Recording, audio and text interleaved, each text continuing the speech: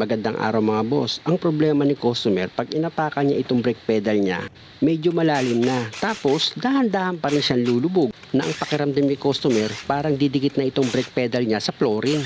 Actually mga boss, pinapacheck pa lang ito sa akin ni customer. Wala pa siyang planong ipagawa. Gusto niya lang malaman kung ano pinanggagalingan nung paglubog ng brake pedal niya, na parang didikit na nga raw ito sa flooring. Pero nung chinek up ko ito mga boss, okay naman yung brake master niya. Wala rin siyang tagas ng brake fluid dito sa mga gulong. Kaya dito na nga ako pumunta sa brake caliper. Tatanggalin ko yung dalawang bolt dyan. Gamit ka ng box wrench sa number 12. Pag natanggal mo na yung dalawang bolt dyan mga boss, iangat mo na itong brake caliper.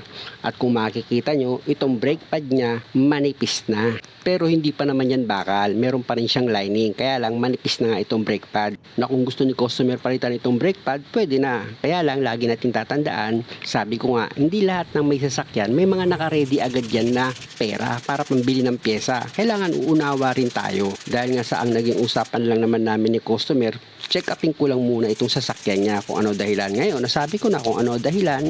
Siyempre naman, bago ko ibalik itong brake pad, linisan ko na yan. Gamit itong liha, tinanggal ko itong tumigas sa ibabaw ng lining. Kita nyo naman nung malinis, di ba? Naglight na siya. At pag okay na, ginamitan ko na rin yan ng brake cleaner.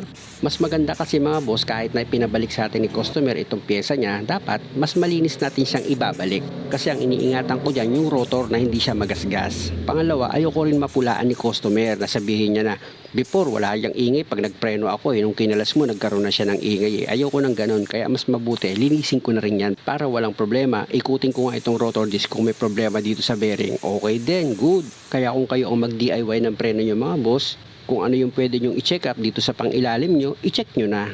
Kung magasbang ba yung ikot ng wheel bearing mo, may maluwag ba na tornilyo o kaya may sirang bushing. Simpleng check up lang yun mga boss. Alam mo naman siguro yung maluwag tsaka maingay. Dito na nga ako sa pangalawang brake pad na ilalagay ko dito sa brake caliper holder niya. Kung makikita nyo mga boss at ganito yung sasakyan mo, napakadali lang ilagay nitong brake pad. Nakita mo naman sa pagkabit ng brake pad mga boss, di ba? Meron siyang guide. Itatapat mo lang itong brake pad mo dito sa brake caliper holder, tsaka mo itulak, tapos ang kaso, di ba? Ulitin ko mga boss, tanggalin ko ulit itong brake pad niya. Itong brake pad mga boss, di ba? Nakita nyo kung ano itsura ng brake pad, itong brake caliper holder. Ganon din ang itsura niya. Itatapat mo lang yan sabay tulak. Medyo mahigpit lang yan ng kaunti pag tinulak nyo mga boss dahil nga sa meron niyang brake pad clip. Importante yung brake pad clip niyan mga boss para pag nagpreno ka, hindi iingay itong brake pad mo. Yung bang maririnig mo pag nagpreno ka, tek, tek. Pag nagpreno ka, ganun ang maririnig mo pag wala yung brake pad clip. At dahil nga sa nailapat ko na ng maayos yung brake pad, nakita nyo naman, ilagay ko na itong brake caliper tapos isinunod ko na sa ilalagay itong dalawang bolt dito sa brake caliper. Basta lagi nyo tatandaan mga boss, every time na maglalagay kayo ng mga bolt, dapat ipakapit nyo muna yan sa thread nya para sigurado kayo na hindi kayo makakalose thread.